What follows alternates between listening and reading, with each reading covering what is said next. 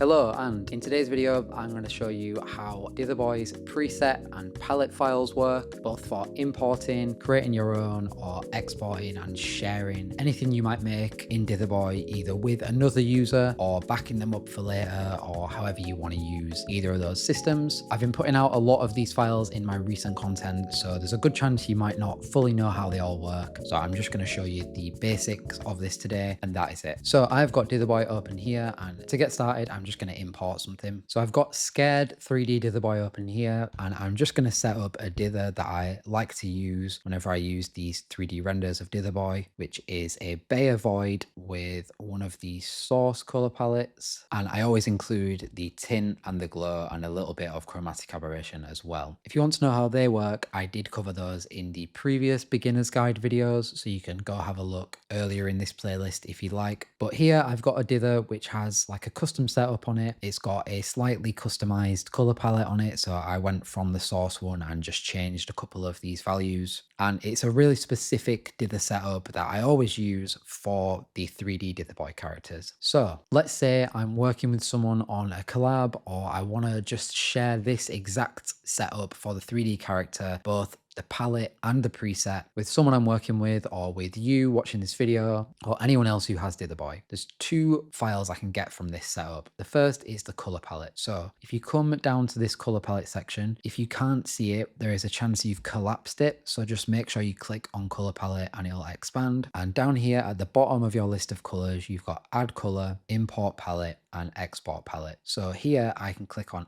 export and I can name it Dither Boy 3D, and I can enter a category name. Now, whenever you're exporting a palette, just be careful with the category name, because if you wanted to save it as retro, for example, but you accidentally add two O's, or you just misspell it, or, you know, if you're trying to add it to a category, but you don't type the exact name of that category, Dither Boy won't know that. So Dither Boy will create a whole new category for just your one palette. So if you click on the drop down, you can just select it that way. I'm just going to save mine into retro and click on export. From here, you can browse to a location on your computer and save this as a JSON file, which people might call JSON file. It just stands for JavaScript Object Notation. You don't need to know that, but it's just a way of storing the information that is later readable by Dither Boy. Now, I'm also going to show you something here where I'm going to save this to my desktop. Once you've saved that, you can share it or give it to another user, or you can just back it up for later, basically. Now, obviously that is just the palette, so it won't include any color that's coming in from my tint. It won't include the glow. It won't include any color coming in from the chromatic aberration, and it won't include the dither or the dither settings. So as I said, if I'm sharing this with a colleague or someone I'm collaborating with and I want them to have the exact settings and not just the palette, then I need to save the preset. So if you come back to controls and come all the way down here to presets, you can see I did cheat a little bit here because I already loaded a preset to land on this. But for you, it'll probably just say that you haven't loaded a preset if you've created something. So you can click save preset and you can name it Dither Boy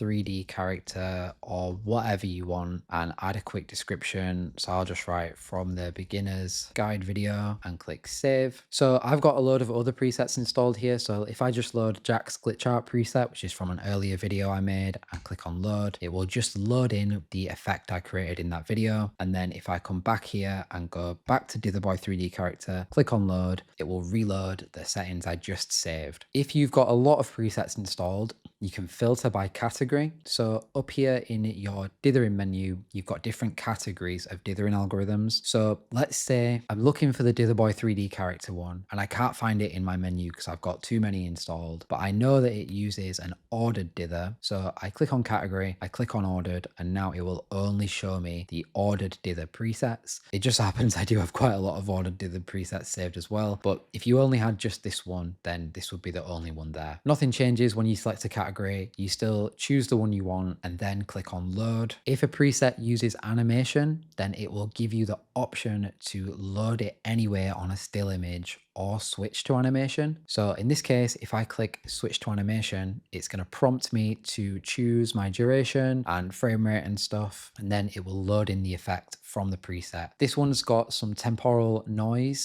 variation, applied to it, which is why it asked me about the animation, but it has applied the effect as is, as I saved it, straight onto this. So you've watched me on screen in this video. I've not done any animation. If I just render this out now and hit play, you can see I've got the animation from that preset without doing any of the setup myself. Obviously I did do the setup, but just like a couple of weeks ago. So if you wanted to share an animation with another Dither Boy user, or if you wanted to get one of my own animations, such as this one, then a preset file is a way to do that. Once you've got a preset, or once you've got a couple of presets, if you come up to settings and go to library, they will all live here. So as you can see, the one I just saved, Dither Boy 3D character with the description from the beginner's guide video, is here. If I want to edit that, I can just change it to, I don't know, be called Dither Boy demo preset, and change the description to whatever, save, and there you go. It'll update, and it'll update in the menu as well. Now I've obviously got two of these saved because I told you earlier I cheated and loaded the Dither Boy 3D character preset. So I can just delete this one and it'll disappear because obviously I've got the one from before. And now if I want to export this out of Dither Boy as a file and share it with someone, I just click on this floppy disk button to export preset to file, and I can put it on my desktop. Obviously presets remain editable, so if I wanted to go and change how this whole thing works after downloading the preset, I can do. There's nothing that stops you or limits you there. It literally is just storing the settings that you used and loading them in on top of your imported image. Now obviously I am aware of what's coming next for Dither Boy. This system for both presets and palettes is likely to be expanded in the future, but it will always live mainly in the library section of the preferences window. So if anything is inconsistent, or if there's anything new at the time you're watching this from a future update, just remember everything lives in library. You can export, rename, delete, or import presets from the library using the import preset button or the other stuff that I showed you here. So if I click on import preset and load the one I just saved, Dither Boy 3D character, I've got that in here now. If you want to get the most out of Dither Boy, I would recommend you collect or regularly save or get all of my presets that I put out, because having these shortcuts to different settings is like just really helpful and really useful. If you follow my tutorial one time and you save your own preset, you don't have to come back and watch the video again. I would prefer that you did, but this system sort of negates the need for that. If you would like to get my presets or palettes, or if you would like to just stay on top of any preset that I put out or any color palette that I put out, then please go to studioAAA.com, click on community, and come down here to the free Dither Boy download section. Everything here is free, so there won't be any paid stuff here. You've already got Dither Boy. We're not going to be charging you for palettes or presets or anything like that. Everything here you'll see is tagged, so some of them it'll say resources, free download. Some of them it'll say tutorial, free download. Some of them might just be resources and a tutorial because it's like me explaining how something works rather than giving you a download for it. You just click into one of these, like the